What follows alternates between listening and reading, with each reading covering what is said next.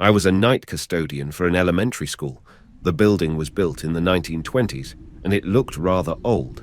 I was the third shift guy who took over at 9 p.m. on weekdays. I was basically there to mop the floors and make sure no one broke in. If I got all of my stuff done, I was pretty much free to do whatever I wanted. Often after finishing work, I'd go hang out in an office because there was a small TV to watch. Things started off innocently enough. Lights turning on in classrooms where I knew they had been off previously, or cabinets and doors opening and closing on their own. I didn't pay much attention to it at first. I was sort of on the fence as to believing in paranormal activities, so I just shrugged it off as coincidences. Early on, I would go and check the noises out. Sometimes I'd creep around and try to catch someone in the act, in case there was a way into the school that I didn't know about. I'd ask my boss about it and just get blown off. After a month or so, I gave up looking and just learned to ignore it. Over the coming months, things progressively got worse. Doors no longer closed on their own, but they slammed shut instead. I heard noises like children playing and occasionally screaming, which was bone-chilling to say the least. I'd find trash cans turned upside down. Then, I'd have things thrown at me where I'd be clearly alone with nowhere for someone to hide and throw things at me. I had contemplated quitting, but the job was making good money for being nearly fresh out of high school, so I stuck with it. I'd come in, rush through my duties for the night as quickly as I could, and then go and sit in the office. There, I would turn the TV to where I could sit facing the door, and that's where I sit until the morning crew came in at 6 a.m. I didn't want to admit that I was scared shitless of being in that school by myself at night. The last straw was a night I was sitting in the office watching TV. Then, I felt someone grab the chair from behind and flipped me over backward. I was more terrified than hurt. Then, suddenly, I felt a tight grip on my right leg trying to pull me towards the door. It lasted only for a couple of seconds. There was clearly no one in the room and no way for anyone to get inside without me seeing them. After calming down a bit, I picked up the office phone and called my boss at home in the middle of the night. I told him I quit and I'd come back in the morning to turn the keys in. I'm definitely a believer in the paranormal after that experience. A few years later, the school was torn down. I found out from someone who'd researched the school's history that there used to be a pool there. A number of kids had drowned in over the early years of the school. The administration decided to expand the building after some time, so they filled the pool in with concrete and built on top of it.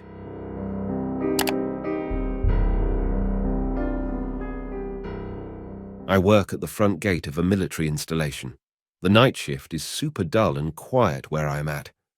For a while, I noticed this dark green old Ford Bronco that would roll up nearby. When I would stand outside the gate shack, the car would do a 180 and leave. I found that suspicious. This happened about 3 to 4 times until I finally caught the license plate before it turned. I ran the numbers to my supervisor. He asked me if I was sure, and I said I'm 100% certain. He then tells me it couldn't be right because the numbers led to a vehicle crash report that involved the exact same dark green Ford Bronco and plate number. The driver died, and the vehicle was totaled. That incident made me want to switch to day shift.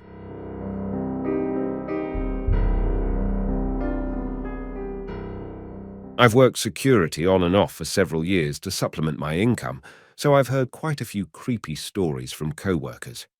Probably the most legitimately scary story I've heard was from a guard that was working in a closed-down arena. The building is more than 100 years old, but hasn't been used since the early 2000s. The city was keeping up with basic maintenance as it waits for a buyer. There's usually one guard assigned to the building. It's a 6,000-seat arena with a huge basement and 2 additional floors that have lots of old office spaces, dressing rooms, and a separate, smaller community theatre-type stage that's upstairs. The usual guard is doing his rounds through the building. The building itself is very interesting, as it's largely unchanged since the heydays of the 70s and 80s. The upper floors are largely dark and are pretty creepy. Anyway, the guard is doing his normal rounds but feels unnaturally creeped out. It's his normal post, but something feels different today. He's feeling jumpy but shakes it off and continues. He's a very diligent guy, so he walks every floor of the building. He's in the very top of the catwalk system above the main arena where the old spotlighting equipment was. It's a narrow wooden catwalk system. Suddenly, he hears a loud creak behind him, like someone is walking. He spins around and sees a guy standing there.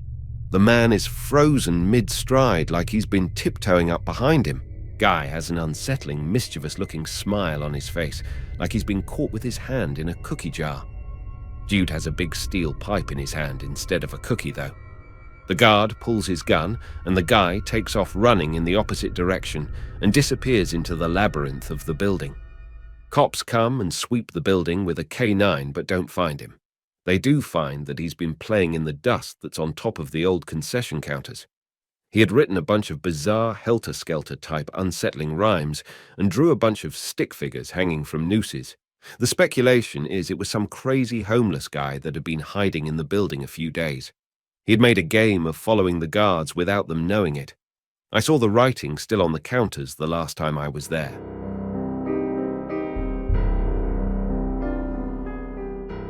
I was closing the electronics shop with my boss. We locked the front door as we closed and cleaned. This was late at night, around 10 p.m., and it was dark and quiet outside. Near the end of our shift, we suddenly heard audible scratching at our store's front door. It is an automatic sliding glass door, but, as I said, it was turned off and locked. We just shrugged it off as an animal, and it stopped after a couple of minutes. After we finished cleaning, we heard scratching at the back door. This time, the scratching was violent and much louder. The scratches sounded near the lower part of the door. Fortunately, the back door can't be opened from the outside. It went on for about half a minute, and the scratches went even louder. My manager shouted, "Leave, or else we are calling the cops." The noise stopped immediately. We waited for a few minutes and opened the back door briefly. No one was there, but we both saw large claw marks at our back door. Animals are not uncommon in the area, but these are mostly stray dogs, cats and such. Normal stuff. These claw marks were not normal, not our normal at least.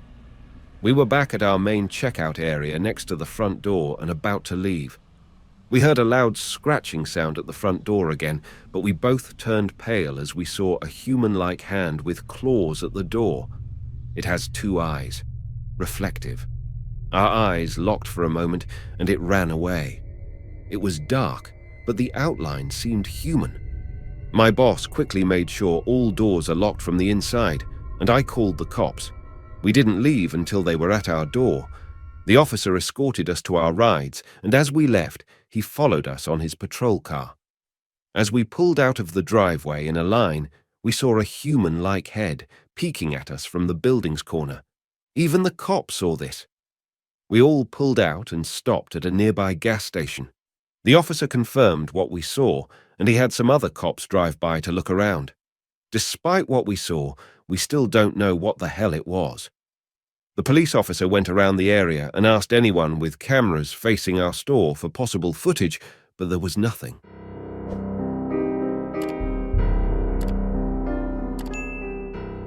I used to clean a church alone late at night. There was a piano upstairs, which I thought was broken, and which was why it was stored up in the attic. I was dusting the altar one night at around 11 p.m. Then I started hearing piano music from the attic. I think it was a slow Sonata No. 11 rendition, and it sounded creepy because the keys were out of tune. I immediately assumed someone was up there pranking me, so I went up. The piano music stopped as I was midway along the stairs, and when I got there was no one. I looked at the piano, and the wooden keyboard covers are closed and full of dust. Started to feel something was off, and my heart was pounding. When I turned around to walk away, I heard a loud bang behind this metal door, which I assume was an attic closet. I ran down the stairs and locked up earlier. I never worked the night shift again. Talked to other person that worked night shifts, and she confirmed weird things happening was normal.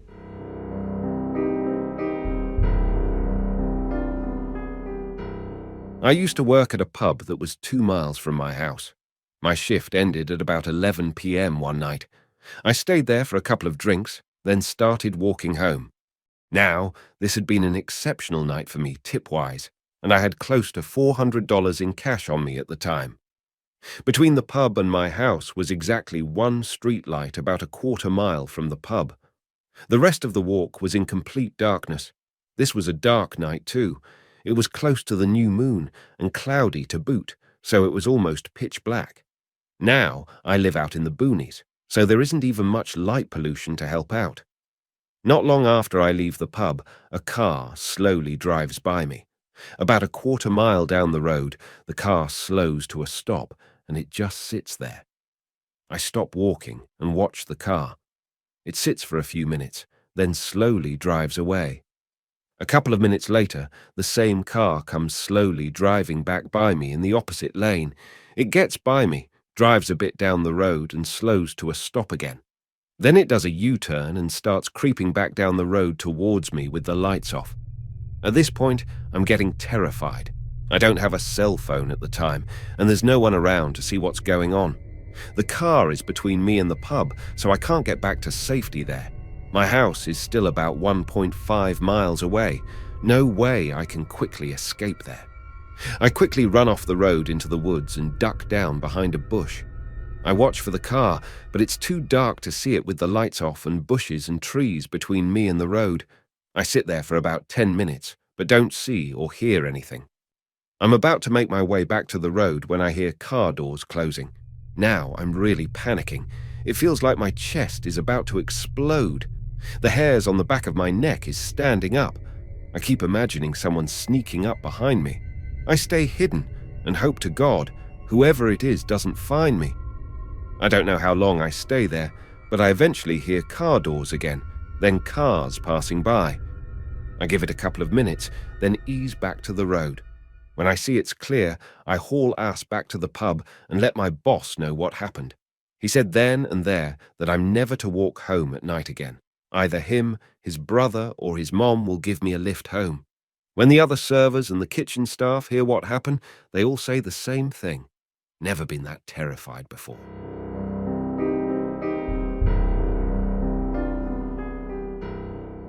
A lab building where I once worked was the site of a murder-suicide. This happened while I was there. It was both terrible and sad. We didn't have shifts per se, but I had to work late one night sterilizing equipment for the next day's experiment in the autoclave. The autoclave room is right next to the lab where the suicide took place. At the time, I was the only one in the building. After I started the machine, I was about to leave the room when I felt inexplicable dread. Then, I heard a crash outside. I immediately opened the door and saw that all the contents of a table in the hallway had been pushed to the floor. Water bottles, a packet of papers, pens, etc. Since I was right by the door at the time, I would have seen or at least heard someone running away. I was terrified. It was against protocol to leave things in the autoclave overnight, so I had to endure an hour and a half before getting them out. Thankfully, nothing else happened. I left the stuff on the floor, though. Didn't want a repeat of that.